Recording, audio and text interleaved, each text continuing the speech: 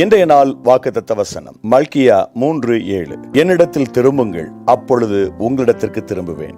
ஆண்டவருடைய பார்வை நம்மேல் பட்டுவிட்டால் நம்முடைய வாழ்க்கை ஆசீர்வாதமாக இருக்கும். பட்ட வாழ்க்கை துளிர்க்கும் எப்பொழுது ஆண்டவர் நம்மிடத்தில் திரும்பும் போது. தேவனுடைய பார்வை நம்மேல் விழுவதற்கு நாம் கவனமாக இருக்க வேண்டும். கர்த்தராகிய தெய்வத்தினுடைய அந்த பார்வை நம்மிடத்தில் விழுவதற்கு என்னெல்லாம் வேதம் சொல்லுகிறதோ அதையெல்லாம் பக்குவமாய் நிறைவேற்றுவோம். அவருடைய பார்வை நம்மேல் பட்டுவிட்டால் நம்முடைய வாழ்க்கையில மிகப்பெரிய செழிப்பு உண்டாகும். அவர் நம்மிடத்தில் திரும்புவதற்கு, அவருடைய பார்வை நம்மேல் விழுவதற்கு என்ன செய்ய வேண்டும்? அதே மல்கியா 3:7 வாசிக்கின்றோம். அவரிடத்தில் நாம் திரும்ப வேண்டும். அவரிடத்தில் நம்முடைய மனதை திருப்பி அவரை நோக்கி மீதியான வாழ்க்கை கழிக்க அர்ப்பணிக்கின்ற போது நம்முடைய வாழ்க்கையை அவர் வளமாக்கும்படி நம்மேல் அவர் கண் வைக்கின்றார். நம்மிடத்தில் அவர் திரும்புகிறார். இன்றைய நாள் உங்களுக்கு ஆசீர்வாதமான நாளாக இருப்பதாக. காட்